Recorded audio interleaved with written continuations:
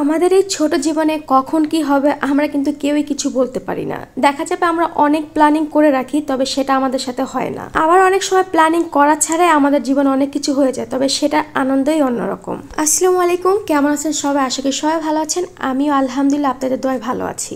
এই ভিডিওটা আগের দিন সকাল থেকে শুরু করছে, মানে নববর্ষের দিন। আর বাসায় একদমই একা ছিলাম, জামাই তো সেই সকালে নিউজের কাছে চলে গেছে। যেহেতু নববর্ষের দিন অনেক রকম প্রোগ্রাম থাকে, অনেক চাপে থাকে ওরা। আর সে যাওয়ার সময় বলে গেছিল বাসায় আর কখন আসবে কোনো ঠিক নাই, তো আমাকে একা একাই থাকতে হবে, একা একাই খাওয়া দাওয়া করতে। তো নিজের মতন করে ভালো আজকে কিছু রান্না বান্না করি, মাছ মাংস কিছুই খাবো না আজকে। আমার পছন্দের 3টা আইটেম রান্না করব, পটল ভাজা আর হচ্ছে চিংড়ি মাছের ভর্তা আর টমেটোর চাটনি। তো আর এই পটল ভাজাটা যে এত মজা হয়েছে কি যে বলবো। আর এই 3টার মধ্যে আমার জামাই হচ্ছে শুধু চিংড়ি মাছের ভর্তাটা পছন্দ করে, বাকি 2টা ওর একদমই পছন্দ। তবে মজার বিষয় হয়েছে, ওই যে বললাম না কখন কি হয়ে যায় কেউ বলতে পারে না। সে হঠাৎ করে দুপুরে আমাকে বলতেছে তুমি কোথায়? আমি বললাম আমি রান্না বান্না করতেছি। তো বলতেছে আমি তো বাসায় আসতেছি। আমি তো অনেক খুশি, তবে চিন্তায় ছিলাম, তার জন্য তো আমি কিছু রান্নাই করি। তবে দুপুরে যখন তাকে খাবার দিছে আলহামদুলিল্লাহ সে এত মজা করে পটলের ভাজাটা খাইছে। আর চিংড়ি মাছের ভর্তা তো তার এমনিতেই পছন্দ।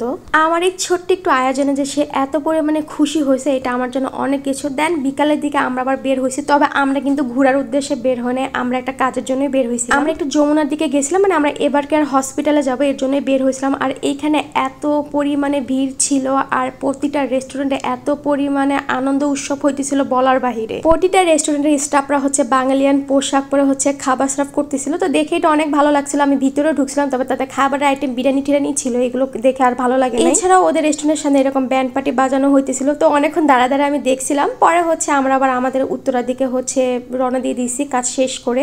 আজকে বাইরে খাওয়া দাওয়া হবে এরকম কোনো প্ল্যানিং ছিল না, তবে বাইরের এত আয়োজন উৎসব দেখে জামাই বলতেছে চলো আমরাও কোথায় যাই, একটু বসি গল্প করে একটু খাওয়া দাওয়া করে। তো ভাবলাম তুমি যখন বলছো তাহলে তো যাওয়াই যায়। দেন হচ্ছে উত্তরার দিকে রেড চিকেনে ওখানে ঢুকে হচ্ছে কিছু খাবার অর্ডার করলাম। তবে আমার কষ্ট হচ্ছে একটাই, যে আমি যেখানে খাবার অর্ডার দিতে যাই সেখানে কোনো না কোনো একটা ভুল হয়ে যায়। তো এইখানে হচ্ছে ভুলটা আমার না, ভুলটা হচ্ছে তাদের। আমি অর্ডার দিছি একরকম, আমাকে দিছে একরকম। আমি ফার্স্টে হচ্ছে চিকেন ফ্রাই অর্ডার করছিলাম আর হচ্ছে ফিশ ফ্রাইড রাইস অর্ডার করছিলাম, তো তারা আমাকে দিছিল অন্যটা। তারপর আর কি ওই চিকেনটাই আমরা খাইলাম। এরপরে হচ্ছে এই যে আমার হচ্ছে প্লেটটা আবার দিয়ে গেছে, এরপরে দুজনে হচ্ছে মিলেমিশে খাইলাম। আর এখানে খাবারটা না আমার অনেক ভালো লাগে, একদম ফ্রেশ লাগে। এখন তো দেখা যায় চিকেন ফ্রাইগুলো দেয় এটা একটু কালো কালো লাগে, আর তেলটাও একদম ভালো থাকে না। তবে এইখানের চিকেন ফ্রাইগুলো একদমই ফ্রেশ লাগে, একদম সাদা সাদা, কোনো কালচে কালচে লাগে না, যে কারণে অনেক ভালো লাগে খেতে।